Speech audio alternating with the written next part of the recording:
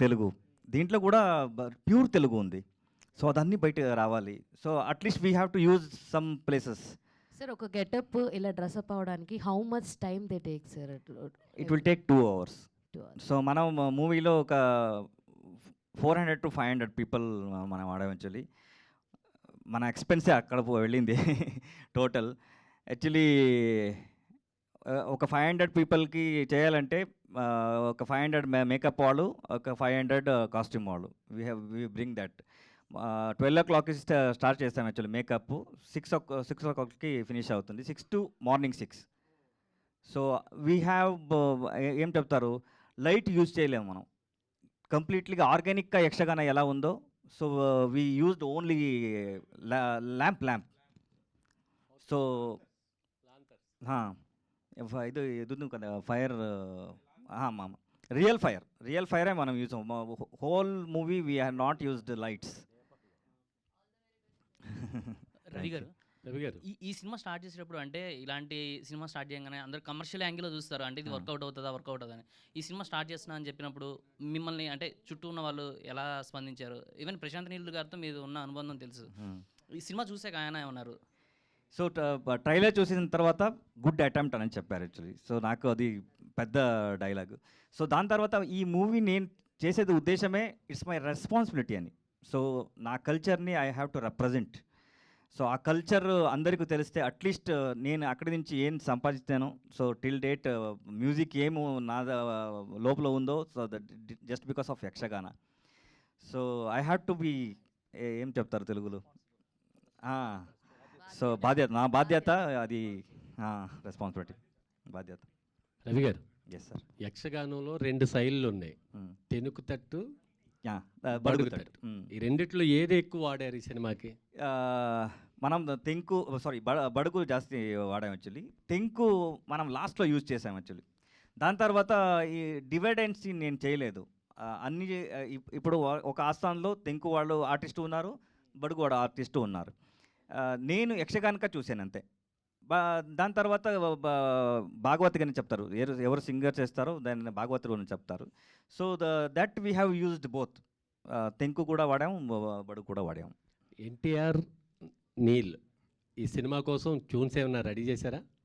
ఇది సార్ అది జరుగుతుంది సార్, కంపోజింగ్ జరుగుతుంది. ఎలా ఉండబోతుంది అది సో జరుగుతుంది, మనం చూద్దాం.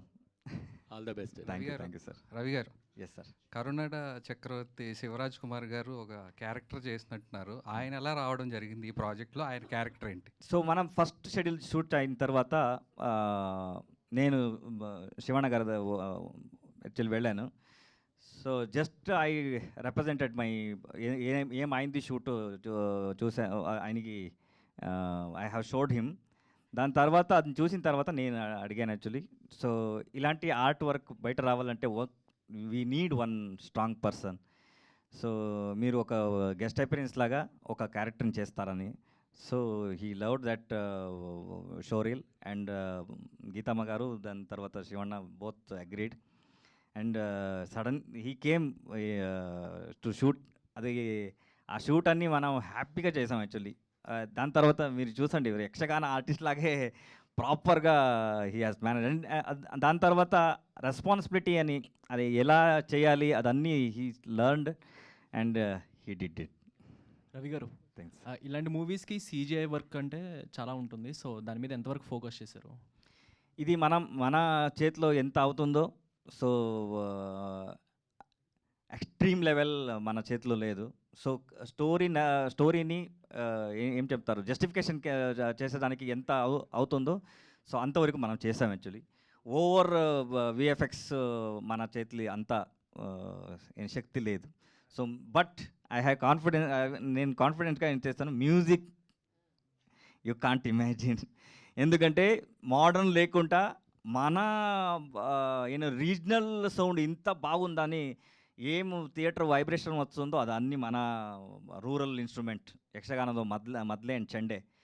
These 2 instrument having all frequencies, అదన్నీ మనం రికార్డ్ చేసుకొని I have given to my US team and they are processed it. అది విన్న తర్వాత నాకు కాన్ఫిడెన్స్ వచ్చింది, ఓకే మనం ఏదో చేస్తామని.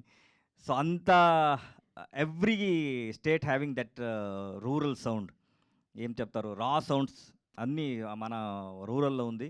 సో అదన్నీ యూ కాంట్ ఇమాజిన్, అంత సౌండ్ అన్నీ సూపర్గా ఉంది. ప్రొడ్యూసర్ గారు సార్, ఇప్పుడు వీరచంద్రహాస అనేది కల్చరల్ ఎలిమెంట్స్ చూపించారు. సరే, ఎంత ప్రొడ్యూసర్ చూసుకున్నా సరే కమర్షియల్ ఎలిమెంట్స్ ఉంటేనే ఇప్పుడు జనాలు చూస్తున్నారు. సో ఈ మూవీ ద్వారా మీకు ఎంతవరకు సక్సెస్ అయింది? ఐ మీన్ 100 days అయింది కదా, సో ఎంతవరకు సక్సెస్ జర్నీ అయింది మీకు? సార్ అది కన్నడలో 100 days సక్సెస్. ఐ మీన్ తెలుగులో కూడా రావాలి కదా, ఇప్పుడు ఇక్కడైతే మనకి నేటివిటీ లేదు, ఇది వేరే నేటివిటీ.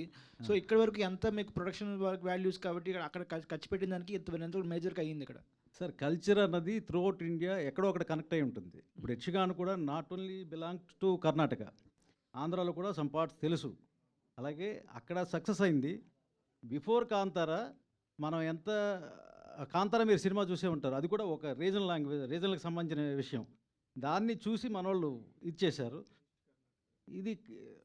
ఇది కూడా యక్షగానికి సంబంధించిన విషయం. పిక్చర్ మీరు చూస్తే you can attract, no doubt. ఆ కాన్ఫిడెన్స్ తోటి సినిమా చూసిన తర్వాత చేశాను. రవిబాబు గారు నేను 1 week డిస్కస్ చేసిన తర్వాత తెలుగులోకి తీసుకొచ్చాం. ఆర్ట్ అంటే మనం యాక్చువల్లీ ఆర్ట్గా చేయలేదు. సో కమర్షియల్ ఎలిమెంట్, నేను చేసిన అన్ని మూవీ కమర్షియల్సే. సో ఆ కమర్షియల్ యాంగిల్ పెట్టుకొని యక్షగాన్లో కమర్షియల్ ఉంది. That story it self it's a commercial story. ఒక జీరో నుంచి హీరో ఎలా అవుతాడు, ఆయన డెడికేషన్ ఎంత ఉంటుంది, సో అదన్నీ కమర్షియల్గా ఉంది. There is no doubt. Ravi garu, సరే ఇప్పుడు మీ మ్యూజిక్ డైరెక్టర్గా ఒక ట్రెమెండస్ సక్సెస్ ట్రాక్ ఉంది మీకు. సో కేజీఎఫ్ కానివ్వండి, సాలార్ కానివ్వండి. సో ఇప్పుడు మ్యూజిక్ డైరెక్టర్ నుంచి డైరెక్టర్ అవ్వడానికి ఒక కరెక్ట్ ఆఫ్ స్టోరీ ఉంటుంది, అంటే పల్స్ ఉండాలి ఖచ్చితంగా. ఈ స్టోరీ అనేది ఆడియన్స్కి వెళ్ళాలని. సో ఈ ప్యాటర్న్ చూస్తున్నప్పుడు నాకు మూవీ గుర్తొచ్చింది, ఉత్తమ్ విలన్లో కమల్ హాసన్ గారు కూడా ట్రై చేశారు పాట, కథక్కళి కేరళ. సో అంటే అది ఆ సక్సెస్ అంత అవ్వలేదు ఆ మూవీ. సో ఆ రిజంబలెన్స్ ఏమైనా ఉందా? ఆ జాగ్రత్తలు తీసుకున్నారు, అట్లా కాకూడదు మా మూవీ కొంచెం బెటర్. మూవీలో they have used that story. ఇది కంప్లీట్గా యక్షగానం అంటే యక్షగానం. ఇది ప్రజెంట్ సిచ్యువేషన్కి యక్షగానికి అలా ఏమీ షిఫ్ట్ లేదు, బ్యాక్ స్టోరీ ఏం లేదు. దాని తర్వాత కమర్షియల్ ఎలిమెంట్ కానీ story is the main. Actually ఆ స్టోరీయే కమర్షియల్గా ఉంది.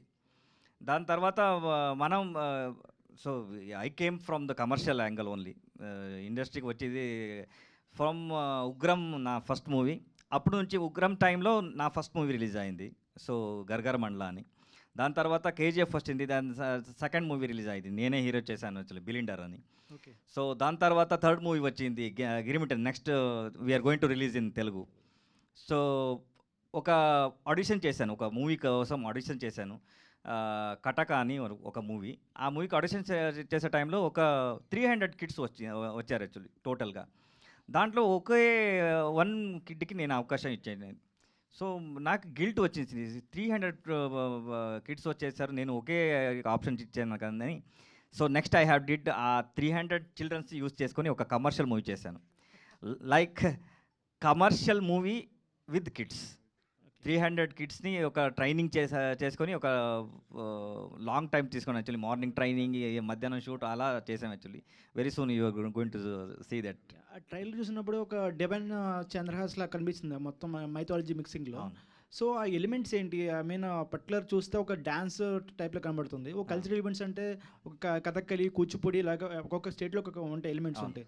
సో దీన్ని మీ కన్నడ దాన్ని తెలుగు వాళ్ళు ఎంతవరకు రిసీవ్ చేసుకుంటారు అనుకుంటున్నారు చూసిన తర్వాత? దీంట్లో మనం యాక్చువల్లీ ఆ డాన్స్ ఫార్మేషన్ ఏముందో దాన్ని మనం ఎక్కువగా లేకుండా సో మాట్లాడే విధానం ఉంది కదా, సో దాన్ని మనం ఎక్కువగా at least we have to give the information అని మనం దాన్ని జాస్తి వాడాం యాక్చువల్లీ. సో మొత్తం మూవీ స్పీడ్గా వెళుతుంది. దర్ ఇస్ నో ఏం చెప్తారు ల్యాగ్ అని అలా ఏమీ లేదు. బ్యాక్ టు బ్యాక్ స్టోరీ వెళుతుంది. జేమ్స్ గారు హాయ్ అండి. సో బిఫోర్ మీరు ఇక్కడ శరత్ అండి ఫ్రమ్ తెలుగు. బిఫోర్ మీరు కొన్ని మూవీస్ తెలుగులో తీశారు అండ్ ఇప్పుడు ఈ మూవీ తోటి అంటే ఇలాంటి స్టోరీస్ యాక్సెప్ట్ చేస్తున్నారని ఈ మూవీ తీసుకొస్తున్నారా తెలుగు ఆడియన్స్కి, ఆర్ ఎల్స్ ఏంటంటే అక్కడ హిట్ అయింది కాబట్టి తెలుగు ఆడియన్స్కి తీసుకొస్తున్నారా? ఫస్ట్ ఈ మూవీకి జాయిన్ అవ్వడానికి గల కారణం రవి బస్రు గారు. అసలు మూవీ గురించి కాకుండా is a legend in the music and మ్యూజిక్ని ఒక ప్రపంచానికి తీసుకెళ్ళిపోయారు ఆయన. ఈ ట్రైలర్ చూసిన తర్వాత అప్పుడు అంటే అనిపించింది అనమాట, ఇది అంటే ఈ హిందూ మైథలాజికల్ మూవీలు ఈ మధ్య ప్రేక్షకులు బాగా యాక్సెప్ట్ చేస్తున్నారు. మీరు చూడండి ఎనీ మూవీ. సో పైగా దాంట్లో ఈయన యొక్క touch makes a big difference. So and most importantly Ravi Basrur గారితో ట్రావెల్ చేయాలని ఒక తపన. అలాగే ఇటువంటి అంటే సినిమా అంటే ఓన్లీ కమర్షియల్గా తీసుకోవద్దండి. సినిమాని కూడా ఆయనలో ఒక అద్భుతమైనటువంటి ఒక ఆశ ఏంటంటే pay back to the society. ఆయన కల్చర్ని ప్రపంచానికి తీసుకెళ్ళాలని ఒక తపనతో తీసినటువంటి ఫిలిం ఇది. ఇది కంపల్సరీగా నేను సపోర్ట్ చేయాలి. తెలుగులో నేను రాధాకృష్ణ గారి సినిమాని తీసుకురావాలి. ఆ కల్చర్ మనం అప్లిఫ్ట్ చేసుకోవాలి. నేను అమెరికాలో కూడా ఈ తెలుగు అసోసియేషన్లో ప్రెసిడెంట్గా ఉంటున్నాను. ఎందుకుంటున్నాం మీరు అమెరికా లాంటి దేశంలో అంటే we need to uplift and pay back to the society అనే కాన్సెప్ట్లో. ఆ కాన్సెప్ట్ నాకు బాగా నచ్చింది నాకు. రవి గారు, ఈ సినిమా కోసం నేను ఇన్వాల్వ్ అవ్వడం జరిగింది. రవి గారు, సో మీరు ఉగ్రం తర్వాత నుంచి I think KGF me sound set కావచ్చు, సౌండింగ్ కావచ్చు, చాలామంది డైరెక్టర్స్ అంటే మీ దగ్గరికి వస్తున్నారు అంటే మ్యూజిక్ కోసం అవ్వచ్చు. బట్ మీరు అంటే ఓన్లీ ఫ్యూ ప్రాజెక్ట్స్ యాక్సెప్ట్ చేస్తూ చేయడం, మీరు అంటే మూవీస్ డైరెక్షన్ చేస్తున్నందువల్ల అది అవ్వట్లేదా ఆర్ ఎల్స్ ఓన్లీ సెలెక్టెడ్గా వెళ్తున్నారా సినిమాల పరంగా? After KGF I head like lot of films came to you for that sounding it self, కానీ మీరు యాక్సెప్ట్ చేయకుండా ఓన్లీ కొన్ని ఫిల్మ్సే చేస్తున్నారు. యాక్చువల్లీ నా చేతిలో I can only give the 5 movies ఇయర్లో. ఎందుకంటే నేను I will travel with the director and production house.